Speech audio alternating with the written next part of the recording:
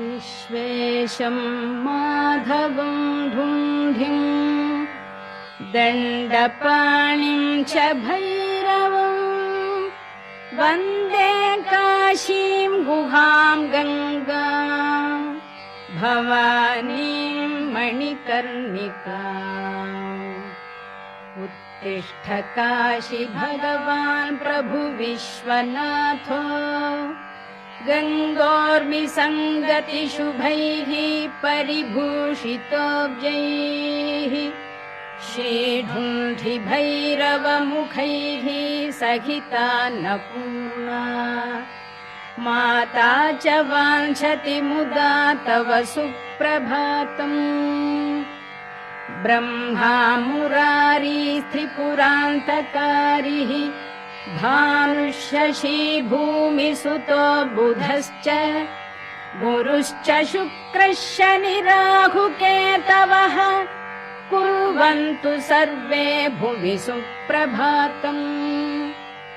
वाराणसी स्थित गजानन ढुण्ढिराज तापत्रयापहरणे प्रथित प्रभाव आनन्दकन्दलकुल प्रसवैकभूमे नित्यं समस्त जगतः कुरु सुप्रभातम्। ब्रह्मद्रवोपमित गाङ्गपयः प्रवाहैः पुण्यैः सदैव परिचुम्बित पादपद्मे मध्येऽखिलामरगणैः परिसेव्यमाने श्रीकाशिके कुरु सदा भुवि सुप्रभातम्।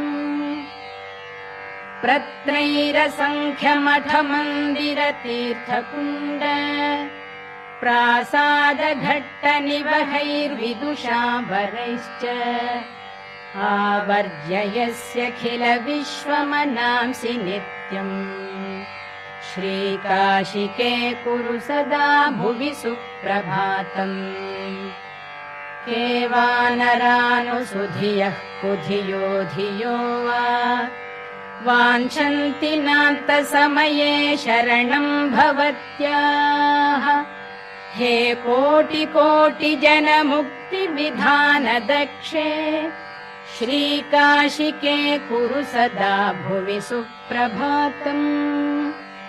या देवैरसुरैर्मुनीन्द्रतनयैर्गन्धर्वयक्षोरगैः नागैर्भूतलवासिभिर्द्विजवरैः संसेविता सिद्धये।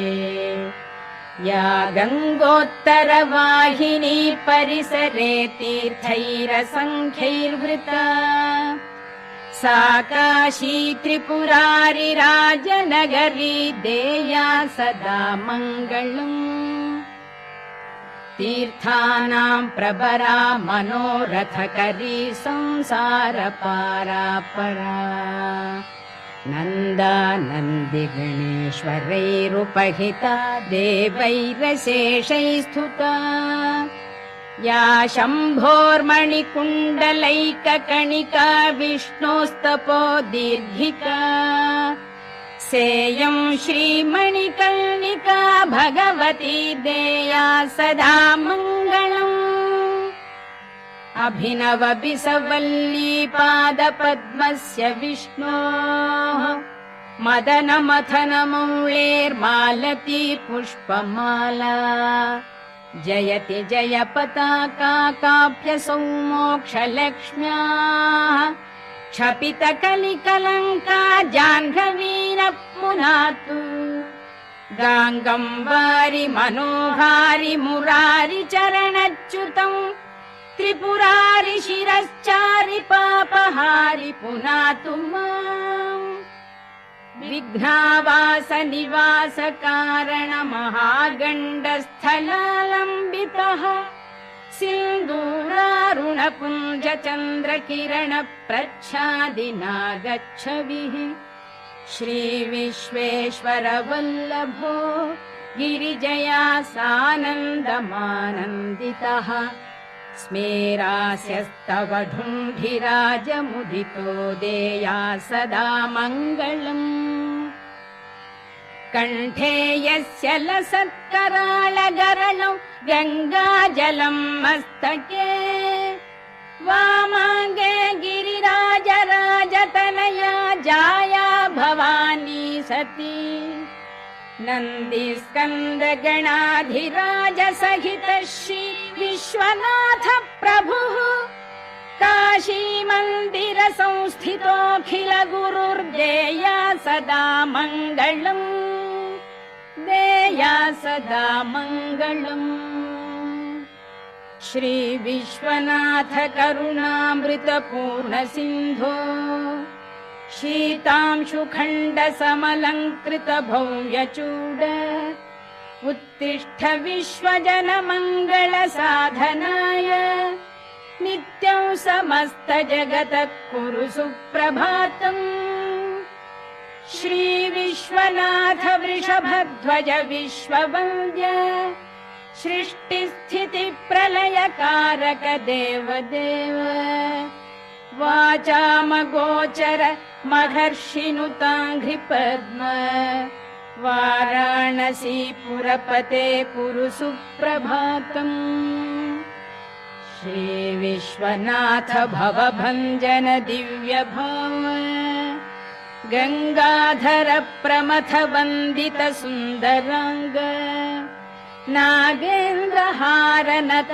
भक्त भयापहार वाराणसी पुरपते कुरु सुप्रभातम् श्री विश्वनाथ तव पादयुगं नमामि नित्यं तवैव शिवनाम हृदा स्मरामि वाचं तवैव यशसा नघ भूषयामि वाराणसी पुरपते कुरु सुप्रभातम् काशी निवासि मुनिसेवित पादपद्म गङ्गाजलौघ परिषिक्त जटाकलाप हस्याखिलस्य जगतः सचराचरस्य वाराणसी पुरपते कुरु सुप्रभातम् गङ्गाधराद्रितनया प्रिय शान्तमूर्ते वेदान्त वेद्य सकलेश्वर विश्वमूर्ते कूटस्थ नित्य निखिलागम गीत कीर्ते वाराणसी पुरपते कुरु सुप्रभातम् विश्वं समस्तमिदमद्य घनान्धकारे मोहात्मके निपतितं जडतामुपेतम् भासा विभास्य परया तदमोघशक्ते वाराणसी पुरपते कुरु सुप्रभातम् सूनुः समस्त जन विघ्न विनाश दक्षो भार्यान्नदान निरता विरतं जनेभ्यः ख्यातः स्वयं च शिवकृत् सकलार्तिभाजाम् वाराणसी पुरपते कुरु सुप्रभातम्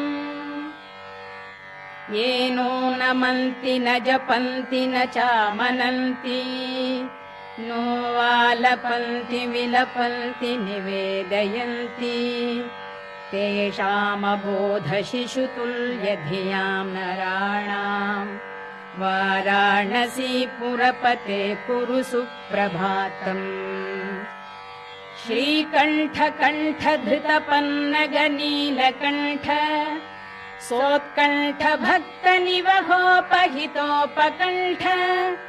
भस्माङ्गराग परिशोभित सर्वदेह वाराणसी पुरपते कुरु सुप्रभातम् श्री पार्वती हृदय वल्लभ पंचवक्त्र श्रीनीलकण्ठ नृकपाल कलापमाल श्री विश्वनाथ मृदु पंकज मंजुपाद वाराणसी पुरपते कुरु सुप्रभातम् दुग्ध प्रवाह कमनीय तरंग भंगे पुण्य प्रवाह परिपावित भक्त संघे नित्यं तपस्वी जन